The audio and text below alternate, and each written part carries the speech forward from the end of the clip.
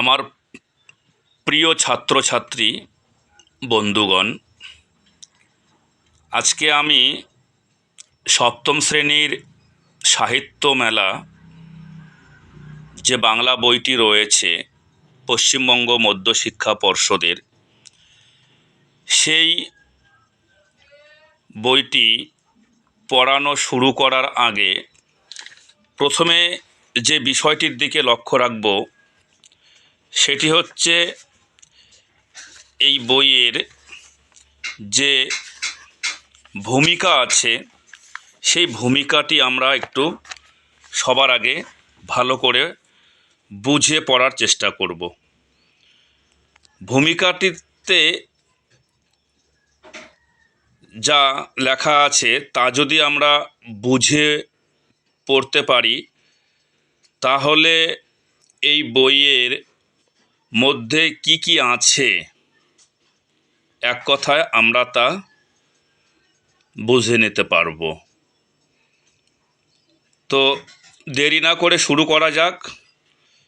তোমাদের হাতের কাছে যাদের এই বইটি রয়েছে তারা প্রত্যেকে বইটি বের করো, আর আমি পড়ছি, তোমরাও মন দিয়ে শোনো এবং বইয়ের পড়ার দিকে লক্ষ্য রাখো। এখানে আমরা যা পড়ব তার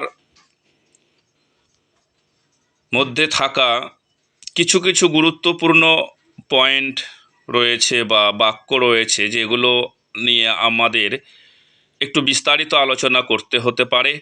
কারণ বিস্তারিত আলোচনা না করলে আমরা গোড়ায় যদি গলত করে থাকি তাহলে পরবর্তীতে যখন আমরা বইটি পড়তে যাব তখন কিন্তু আমাদের মনে অনেক সমস্যার সৃষ্টি করতে পারবে। তো তাই আমরা আর দেরি না করে এখন মূল বিষয়ের দিকে এগোবো। আমরা এখানে লক্ষ্য করলে দেখতে পাবো, এখানে আছে যে সপ্তম শ্রেণীর জন্য নতুন পাঠ্যক্রম ও পাঠ্যসূচি অনুযায়ী বাংলা সাহিত্যের বই সাহিত্য মেলা প্রকাশ করা হলো। বাংলা ভাষা সাহিত্য, এখানে প্রথমেই আমাদেরকে এইখানে এই কথাটি ভালো করে বুঝতে হবে যে বাংলা ভাষা সাহিত্য এখানে বলেছে, সেই ভাষা সাহিত্যকে নিয়ে কিন্তু আমাদেরকে একটু আলোচনা করতে হবে। তো এরকমই আমরা কিছু কিছু শব্দ পাবো, কিছু কিছু বাক্য পাবো যা আমাদেরকে বিস্তারিত আলোচনা করতে হবে। সেই প্রসঙ্গে আমি পরে আসছি, এখন শুধু গড়গড় করে পড়ে নেব। বলছে, বাংলা ভাষা সাহিত্য পাঠ যে খুবই গুরুত্বপূর্ণ সে কথা সকলেই স্বীকার করেন। ছাত্র ছাত্রীদের সামনে সহজ ও আকর্ষণীয় করে তুললে ধরার মধ্যেই বিষয়ের সার্থকতা। বিভিন্ন ধরনের সাহিত্য সৃষ্টিকে একত্রিত করা হয়েছে সাহিত্য মেলা বইটিতে। বইটি তাই বৈচিত্র্যের পরিচায়ক। এখানে আরও বলেছেন যে জাতীয় পাঠ্যক্রমের রূপরেখা 2005 এবং শিক্ষার অধিকার আইন 2009 এই নথি দুটিকে নির্ভর করে এই বৈচিত্র্যময় অভিনব পরিকল্পনা করা হয়েছে। 2011 সালে পশ্চিমবঙ্গ সরকার কর্তৃক গঠিত একটি বিশেষজ্ঞ কমিটিকে বিদ্যালয় স্তরের পাঠ্যক্রম, পাঠ্যসূচি এবং পাঠ্যপুস্তকগুলির সমীক্ষা ও পুনর্বিবেচনার দায়িত্ব দেওয়া হয়েছিল। তাঁদের ঐকান্তিক চেষ্টায় নিরলস শ্রমে পাঠ্যক্রম পাঠ্যসূচি অনুযায়ী সাহিত্য মেলা বইটি তৈরি করা সম্ভব হয়েছে।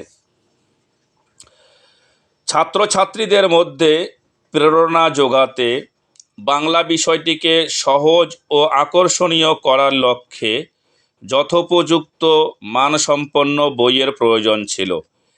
এই বইটিতে তথ্যের ভার যাতে সাহিত্যের প্রকাশ ক্ষমতাকে কোনোভাবেই খর্ব না করে সেই দিকে লক্ষ্য রাখা হয়েছে।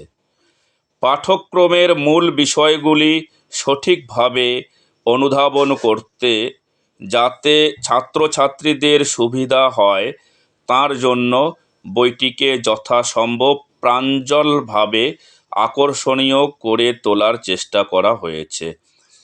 এই বইটির একটি উদ্দেশ্য ছাত্রছাত্রীদের কল্পনা শক্তি বিকশিত করা এবং লেখার ক্ষমতাকে উৎসাহিত করা। আশা করি তোমরা এর থেকে কিছু না কিছু বুঝতে পেরেছো। এরপরের যে নিচে প্যারা আছে সেগুলো আমাদের অতটা না পড়লেও চলবে, কিন্তু পরবর্তীতে যে আরও ভূমিকা, নতুন সংস্করণের যে ভূমিকা করা হয়েছে সেখানে বলা হয়েছে যে পরের প্যারায় আমরা দেখতে পাচ্ছি, প্রথম প্যারাটাকে বাদ দিয়ে, যে উক্ত প্রাথমিক উচ্চ প্রাথমিক স্তরের বাংলা বইয়ের নাম সাহিত্য মেলা। জাতীয় পাঠ্যক্রমের রূপরেখা অনুযায়ী প্রতি শ্রেণীর নতুন বইয়ের একটি নির্দিষ্ট ভাবমূল বা থিম আছে। সপ্তম শ্রেণীর বাংলা পাঠ্যপুস্তকের ভাবমূল হল সংস্কৃতি ও বিজ্ঞান। 11 পর্বে বিন্যস্ত এই পাঠ্যপুস্তক সমৃদ্ধ হয়ে উঠেছে বাংলার প্রথিতযশা সাহিত্যিকদের রচনায়। অন্যদিকে অনুবাদের মাধ্যমে পরিবেশিত হয়েছে আন্তর্জাতিক সাহিত্যিকের রচনা এবং ভারতীয় সাহিত্য অর্থাৎ এদেশের অন্যান্য রাজ্যের সাহিত্যিকদের সৃষ্টি। সংস্কৃতির নানান অভিমুখ আর তার বিচিত্র প্রকাশ ধরা পড়েছে লেখাগুলির মাধ্যমে। প্রতিটি পর্বে পাশাপাশি আছে একাধিক সমধর্মী বা সমবিষয় কেন্দ্রিক রচনা। এই সজ্জার ধরনটি শিখনের ক্ষেত্রে বিশেষ গুরুত্ব দাবি করে। হাতে কলমে বিভাগে রয়েছে বিভিন্ন ধরনের সক্রিয়তা নির্ভর শিখনের সম্ভব। আমাদের মূলত এইটুকু বিষয়ে ভালো মতো জানতে হবে জন্য আমি এই ভূমিকার পড়া আজকে এখানেই সমাপ্ত করছি, এবং এই ভূমিকার যে ব্যাখ্যা, কিছু কিছু শব্দ এবং বাক্যের যে ব্যাখ্যা আছে সেটা আমি পরের পর্বে আলোচনা করব। ততক্ষণ পর্যন্ত তোমরা আমাদের সাথেই থাকো, এবং যারা আমাদের এই চ্যানেলটি এখনও সাবস্ক্রাইব করো নাই, সাবস্ক্রাইব করে বেল বাটনটি টিপে দাও।